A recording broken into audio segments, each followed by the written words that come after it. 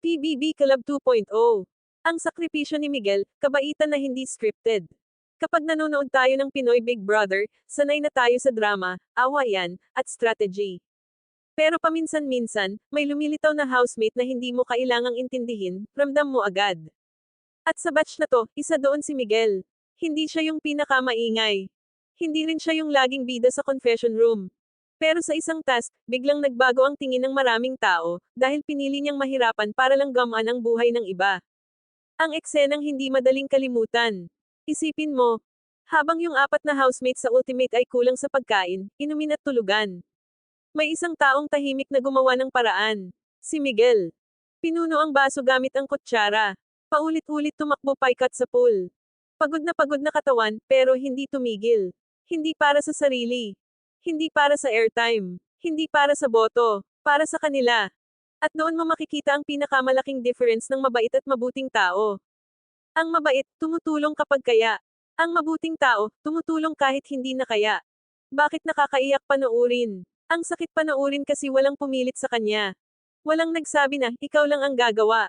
Pero siya ang kusang gumawa. Habang ang iba nag-iisip kung sino ang dapat.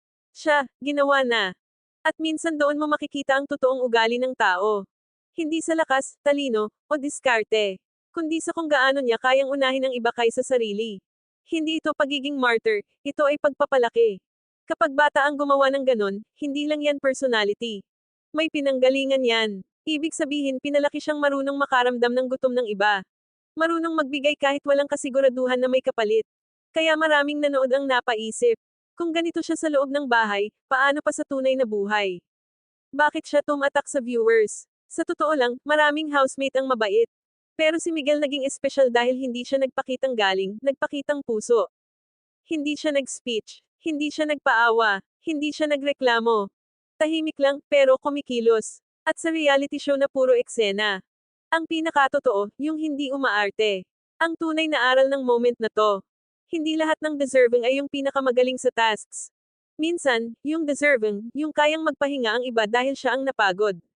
Sa loob ng bahay ni Kuya, maraming gustong manalo. Pero sa gabing iyon, may isang taong hindi naglaro para manalo. Naglaro para may makakain ang kasama. At doon siya naging iba. Sa reality shows, madaling magpakatoto kapag masaya. Pero ang tunay na pagkatao lumalabas kapag pagod ka na. At may choice kang tumigil. Si Miguel, hindi tumigil. Kaya kahit sino pa ang manalo sa dulo, may mga pagkakataon na ang tao, na nanalo na bago pa ang big night.